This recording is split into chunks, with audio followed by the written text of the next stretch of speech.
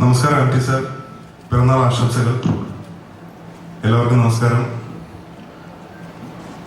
M T സാറിന്റെ തിരക്കഥയിൽ മുഖ്യ കഥാപാത്രമായി അഭിനയിക്കാൻ ഭാഗ്യം ലഭിച്ച രണ്ടാമത്തെ സിനിമയാണ് മനോരഥങ്ങൾ. ഇതിനു മുൻപും ഒരു മുഴുനീള ഫീച്ചർ ഫിലിമിൽ സാറിന്റെ തിരക്കഥയിൽ അഭിനയിക്കാൻ സാധിച്ചു.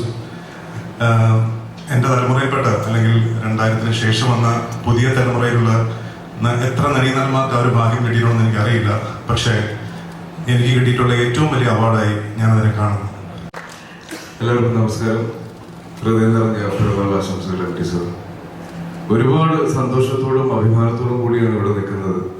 ഞാൻ ആദ്യമായി എം ടി സാറിന്റെ മുന്നിൽ എത്തുന്നത് നീലത്താമര എന്ന സിനിമയുടെ ഓഡിഷന് വേണ്ടിയിട്ട് ലാൽ ജോസ് സാറിന് വന്ന് കാണാൻ പറഞ്ഞപ്പോഴാണ്.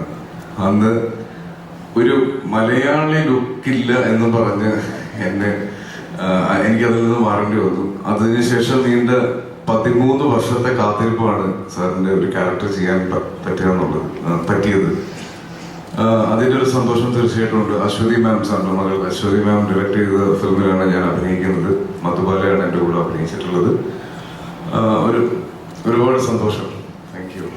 നാലുകെട്ടും മഞ്ഞും കുട്ടിയെടുത്തിയും ഒക്കെ വായിക്കുമ്പോൾ ഒരിക്കലും സ്വപ്നം കണ്ടിട്ടുണ്ടാവില്ല നമ്മളെ അക്ഷരങ്ങളുടെ ഈ ലോകത്തേക്ക് കൈപിടിച്ച് നടത്തിയ ശ്രീ എം ടി വാസുദേവൻ നായരുടെ 91-ാം പിറന്നാളിന് അദ്ദേഹത്തോടൊപ്പം ഒരു വേദി പങ്കിടാൻ സാധിക്കുള്ളൂ.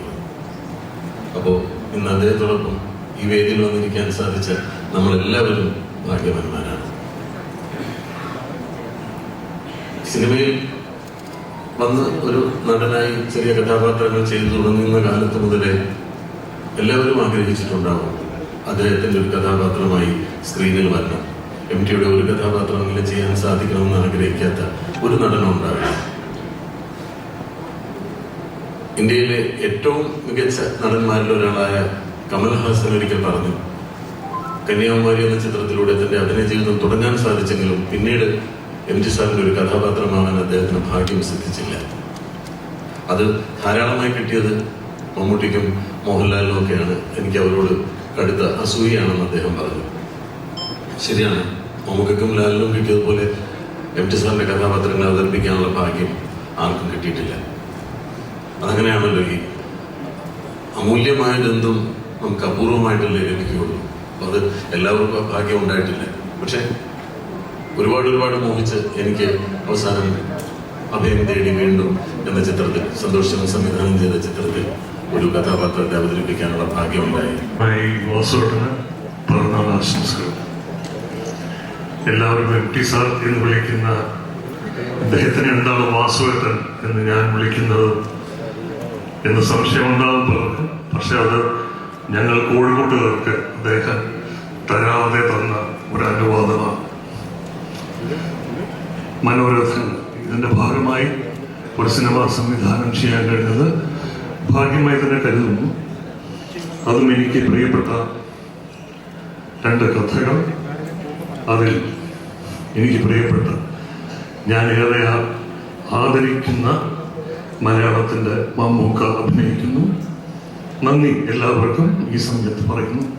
നന്ദി. മലയാളത്തിൻ്റെ സുഹൃതമായ എം ടി വാസുദേവൻ നായർ സാറിന് ജന്മദിനാശംസകൾ.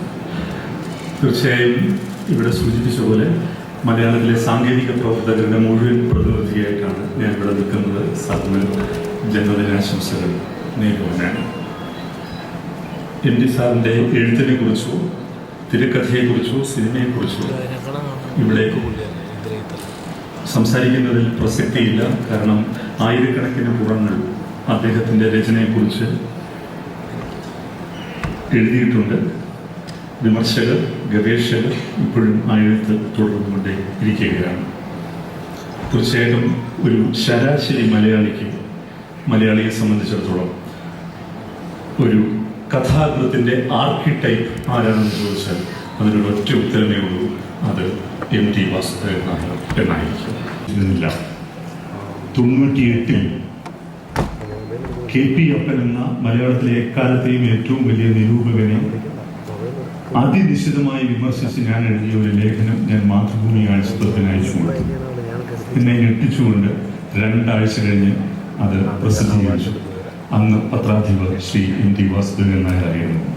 എന്നെപ്പോലെ ആയിരക്കണക്കിന് എഴുത്തിലേക്ക് വരാൻ വെമ്പി നിൽക്കുന്ന ചെറുപ്പക്കാർക്ക് വഴികാട്ടിയ ഒരു പത്രാധിപർ കൂടിയായിരുന്നു MT എന്നുള്ളത് ഈ അവസരത്തിൽ മറന്നു പോകരുത്. ഒപ്പം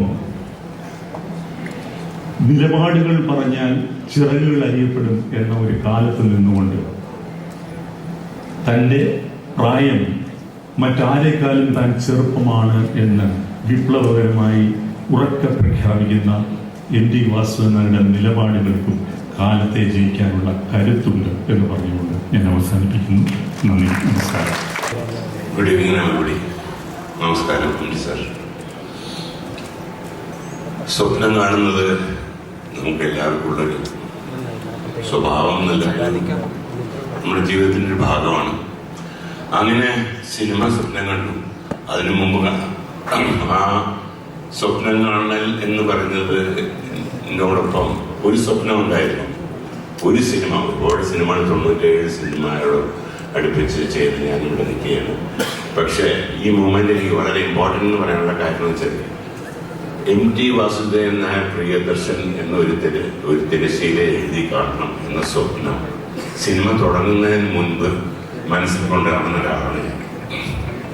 അതിനുവേണ്ടി ഒരുപാട് ശ്രമങ്ങളൊക്കെ നടത്തിയെങ്കിലും ഒരിക്കലും എനിക്ക് സാധിച്ചില്ല. പക്ഷേ ആ മോഹം ഏകദേശം കൈവിട്ട സമയത്താണ് എനിക്ക് ഇങ്ങനെ ഒരു അവസരം കിട്ടിയത്. അതിന് സത്യമാണ് ഞാൻ ഈശ്വരനോട് ഞാൻ നന്ദി പറയേണ്ട. ഈശ്വരൻ കൊണ്ട് തന്നൊരു ചാൻസായിട്ട് ഞാൻ കാണുന്നത്. എനിവേ അങ്ങനെ ഒരു വലിയ സ്വപ്നത്തിന്റെ സാക്ഷാത്കാരം ആയിട്ട് മനസ്സെന്ന് പറഞ്ഞ ഞാൻ ഇവിടെ നിൽക്കുകയാണ്. 2 സിനിമകൾ ഞാൻ ചെയ്തിട്ടുണ്ട്.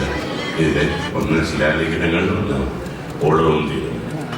ഓളവും തീരുന്ന സിനിമ ചെയ്യാനുള്ള കാര്യം നേരത്തെ ലാൽ പറഞ്ഞ പോലെ ഞാൻ സിനിമ ചെയ്യണം എന്നുള്ള ആഗ്രഹം എൻ്റെ ജീവിതത്തിൽ തുടങ്ങിയത് ഓളവും തീരവും എന്നുള്ളൊരു തിരക്കഥ വായിച്ചിട്ടാണ്. അന്നാണ് ഒരു സിനിമ സംവിധാനം ചെയ്യണം എന്നുള്ളൊരു ആഗ്രഹം എൻ്റെ ജീവിതത്തിൽ തുടങ്ങിയത്. ഒരിക്കലും നടക്കുമെന്ന് വിചാരിച്ചില്ലെങ്കിലും അത് സംഭവിച്ചതിന് സർവേശ്വരനോട് നന്ദി. സാറിന് ഒരു നല്ല ജന്മദിനം കൂടെ ആശംസിച്ചുകൊണ്ട് നിർത്തുന്നു. നന്ദി, നമസ്കാരം. Thank you, sir. Thank you so much.